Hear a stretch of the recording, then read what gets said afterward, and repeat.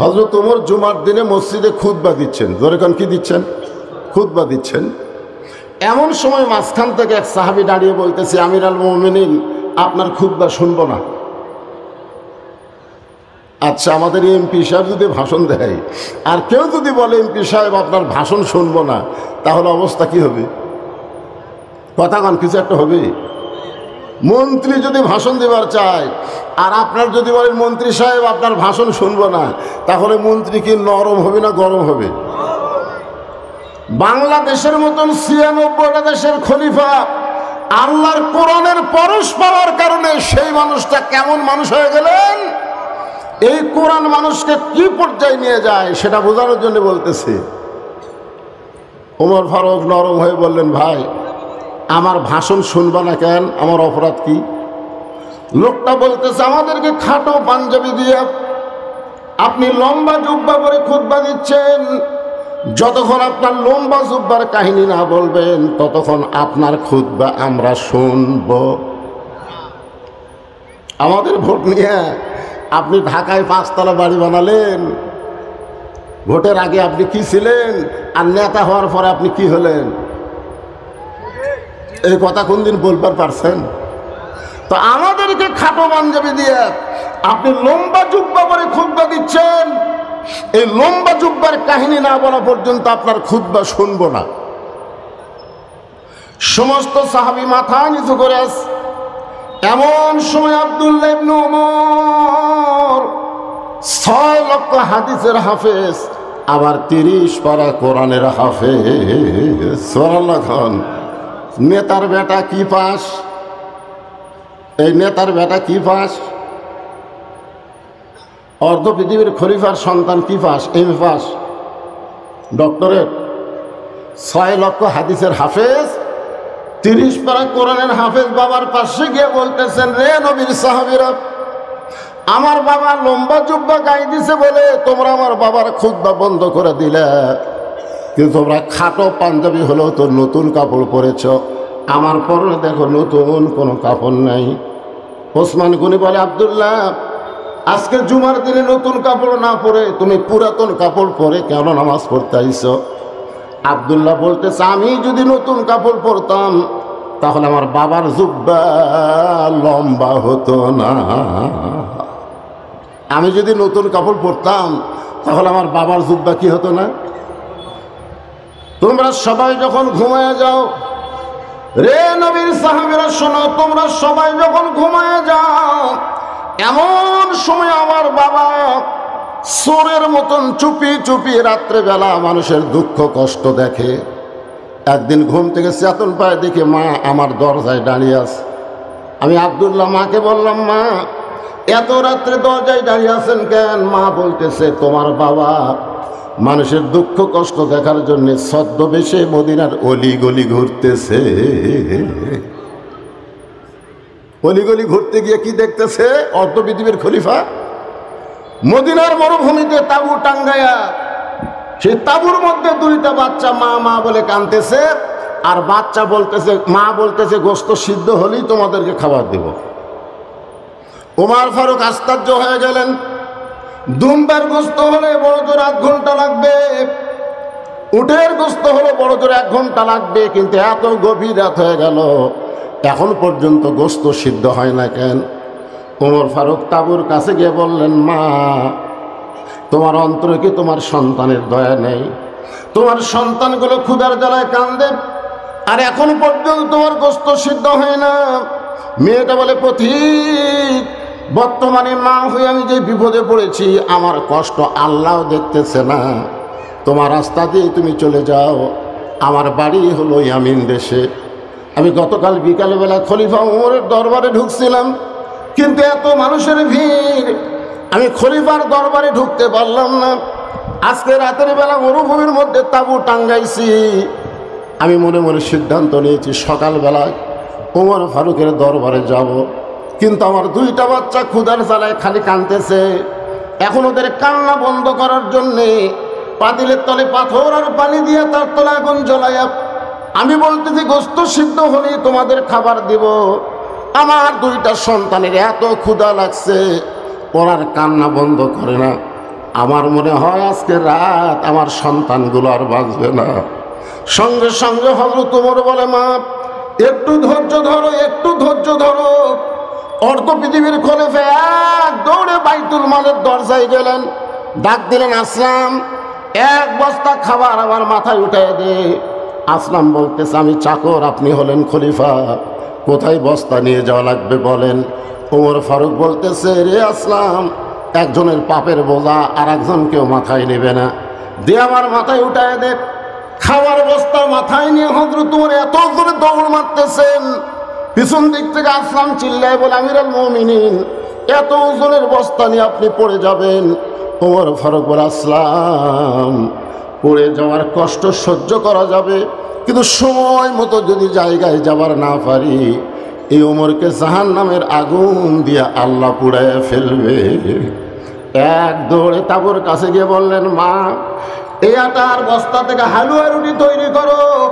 মা হালুয়া রুটি তৈরি করে ওমর ফারুকের হাতে যখন দেয়, ওমর ফারুক দুইটা সন্তানকে কোলের উপরে নিয়ে রুটি আর হালুয়া যখন মুখে দেয়, বাচ্চা দুইটা ফ্যাল ফ্যাল করে ওমরের দিকে তাকায় আর বলে, কে গো তুমি? আমাদের বাবা মারা গেছে, আমরা বাবার দরদ পাইনি, আজকে গভীর রাত্রি তুমি বাবার মতন দরদ দিয়ে আমাদের ক্ষুধার্ত মুখে রুটি তুলে দাও, হালুয়া তুলে দাও, তুমি কে গো? ওমর ফারুক চোখের পানি বের করে বলে, আল্লাহ, এ অধমকে তুমি জাহান্নামের আগুন থেকে বাঁচায় দাও। মা বলতেছে, তুমি পাগল নাকি? তুমি জাহান্নামের আগুন থেকে বাঁচতে চাও, তার মানে কি?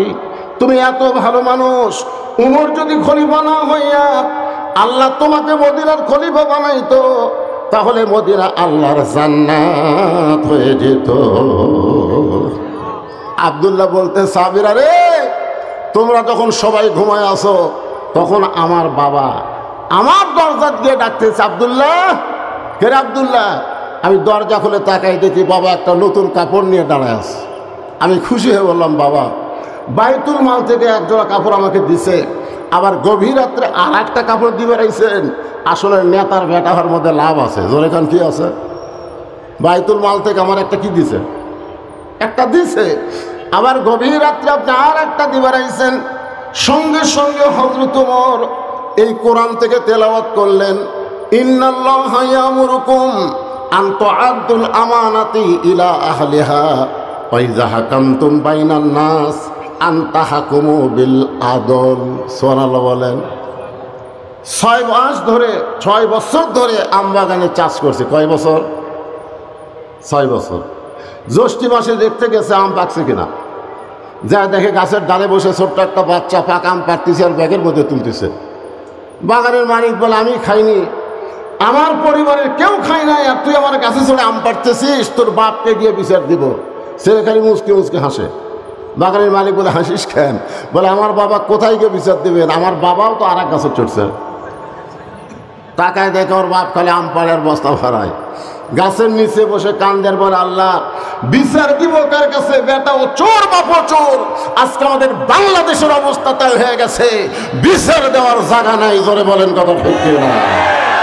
বিচার দিবেন কার কাছে? আমার এলাকার এক নেতা ভোটের আগে ড্রাইভারে কইছে ব্রেক কর, তো ড্রাইভার বলে, স্যার কোনো মানুষ তো নাই। আরে ব্রেক কর। তো ব্রেক করছে। নেতা সাহেব গাড়ি থেকে নামার পরে দেখে একটা ফকির। নেতা সালাম দেয়, আসসালামু আলাইকুম চাচা, কেমন আছেন? ফকির খালি এরকম তাকায়।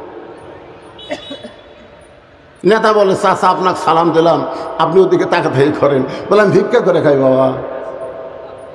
নেতা বলতে যে ভোটের আগে আপনি হতে, আর যা আমি হতে। আজকে বাংলাদেশের নেতারা ভোটের আগে যেমন ভালো হয়ে কান্দে কান্দে মানুষের কাছে ভোট চায়, নেতা হওয়ার পরে তাদেরকে আর দেখা পাওয়া যায় না। জোরে বলেন কথা ঠিক কি না?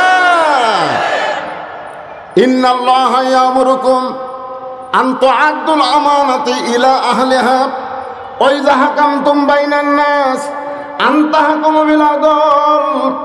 আব্দুল্লাহ বলতেছে, রে নবীর সাহাবীরা, আমার বাবা আমাকে বলল, আব্দুল্লাহ এই কাপড়টা আমার ভাগে পড়েছে, এত ছোট কাপড় পরে যদি আগামীকাল খুতবা দেই, তাহলে বলতো কেমন লাগে বাজান? তোর কাপড়টা একটু আমাকে দান করে দে। আমার কাপড় আমার বাবাকে দান করার পর সারা রাত ধরে আমার কাপড় বাবার কাপড় একত্র করে বাবার লম্বা জুব্বা বানাইছে। এখন বলো বাবার খুতবা শোনা যায় কিনা যায়? সমস্ত সাহাবীরা চিল্লায় বলে, আল্লাহর কোরআন দিয়া যখন রাষ্ট্র চলবে তখন এমন ভালো মানুষ নেতা হিসাবে দেখা যায়।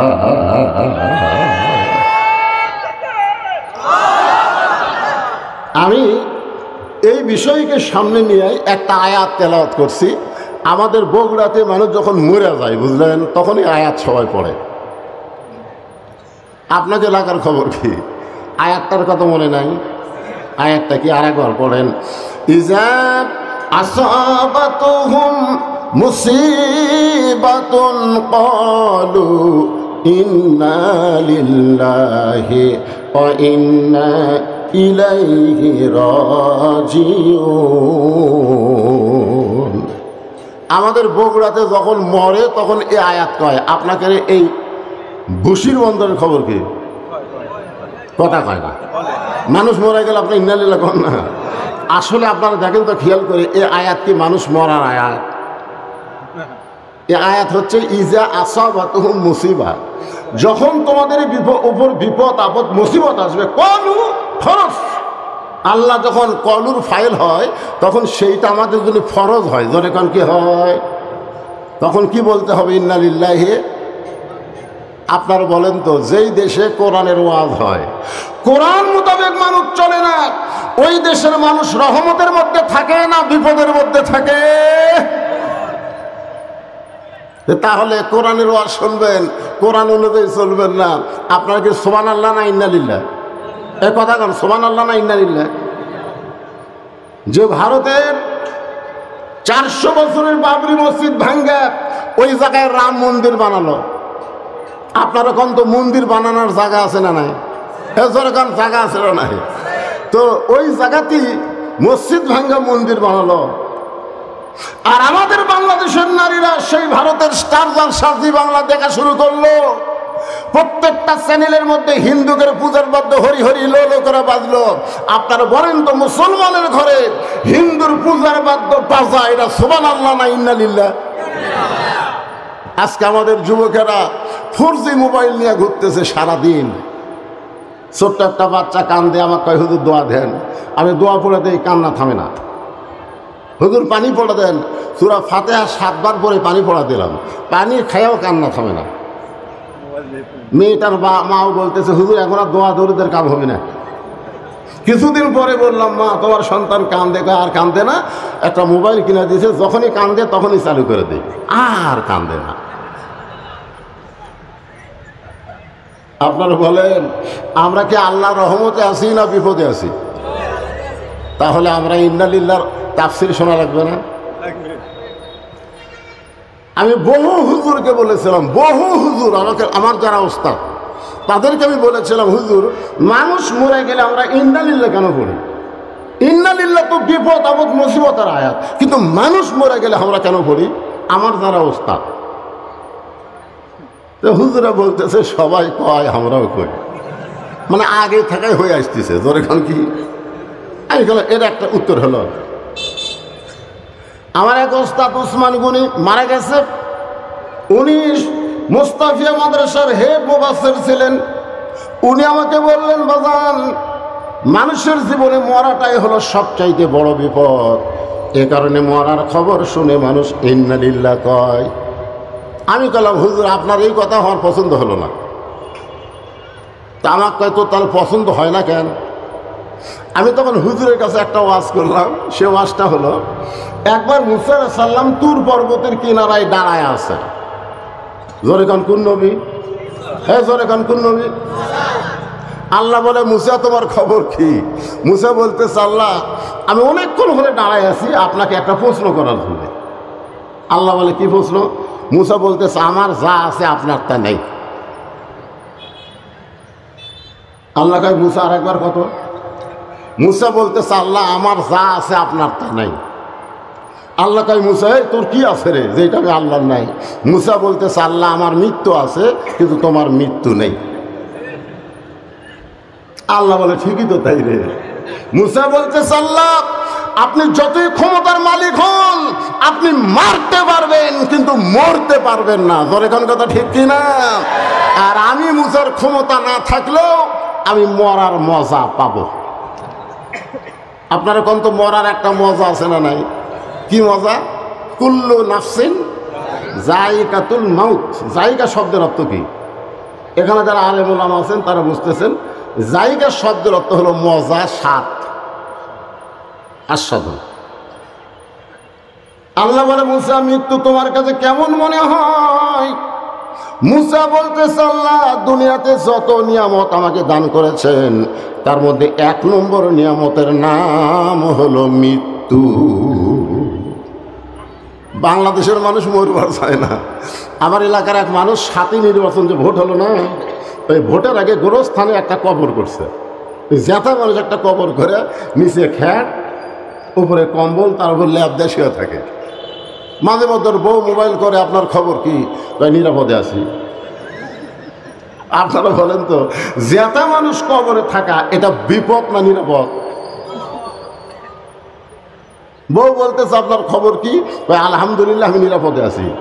বউ বলে, যেখানে আছেন ওখানেই থাকেন, 3 বার কিন্তু পুলিশ আসছিল আপনাকে ধরবার। ওই কবরের থেকে বলতে যে পুলিশের বাপেরও ক্ষমতা নাই রে, আমি এমন জায়গাতে আছি যে আমার কাছে আসে।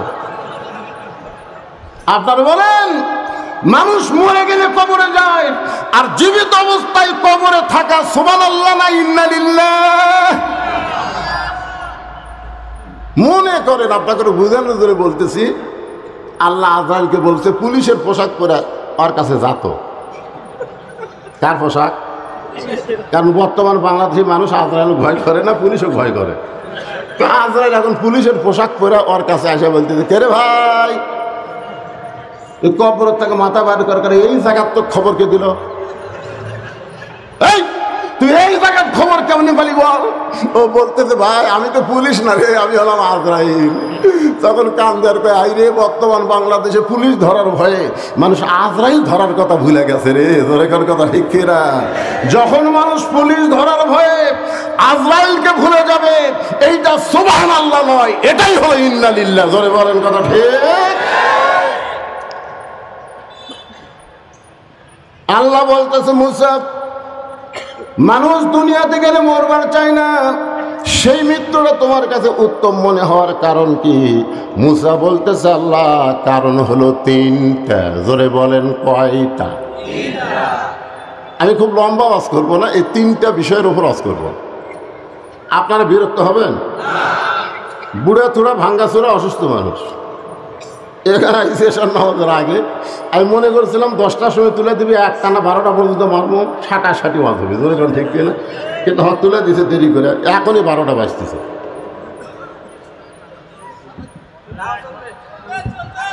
আরে চলবেই তো রে, চলবে না মানে চলবি না মানে। মুসা আলাইহিস সালাম বলতেছেন, মৃত্যুকে পছন্দ করার কারণ হলো 3টা। জোরে বলেন কয়টা? আল্লাহ বলে, মুসা কারণগুলো বলো। মুসা বলতেছে, 1 নম্বর কারণ হলো না মরলে জান্নাতে যাওয়া যাবে না। আপনি যে এত সুন্দর জান্নাত বানায় রাখছেন, সে জান্নাতে যদি যাবার চাই তাহলে মরা ছাড়া জান্নাতে যাওয়ার উপায়। আপনারা আমার সামনে যারা বসে আছেন, আপনারা কি জান্নাতে যাবার চান? কারা কারা জান্নাতে যাবার চান? 2 হাত তুলে আল্লাহকে দেখান তো দেখি। লিল্লাহি তাকবীর। হাত নামান। আচ্ছা, এখন যদি আল্লাহকে বলে, তোমরা যারা জান্নাতে যাওয়ার ছেলে, আমি তোমাকে জান্নাতে যাওয়ার সুযোগ করে দিলাম, যাও, তাহলে আপনারা কেমনে যাবেন? আপনারা বলেন তো, জেতা অবস্থায় জান্নাতে যাওয়ার কোনো সুযোগ আছে? লাইলাতুল মেরাজে আমাদের নবী সমস্ত নবী রাসূলের ইমামতি করছেন। জিবরাইল বললেন, হুজুর আপনি যাদের ইমামতি করলেন আপনি তাদের চেনেন? আল্লাহ রাসূল বলেন, আমি তো কাউরে চিনি না। বলে, সমস্ত নবী রাসূল আপনার পিছনে আজকে ইক্তেদা করছে। সেই ঘরের নাম কি? বাইতুল মুকাদ্দাস। সে বাইতুল মুকাদ্দাস আজকে ইহুদিরা দখল করতে চায়।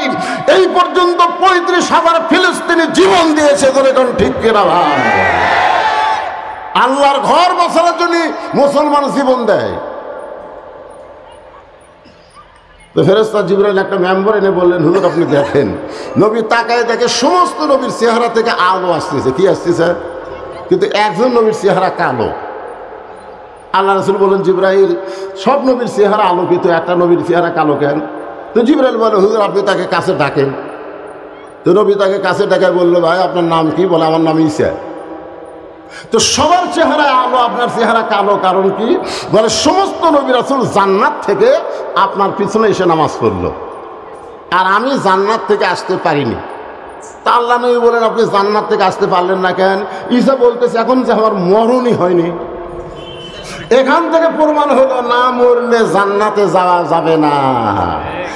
এখন ভাষণ হবে, আমি যখন বলবো জান্নাতে যাইতে গেলে কি চাই, আপনারা সবাই জবান খুলে বলবেন, মরতে চাই।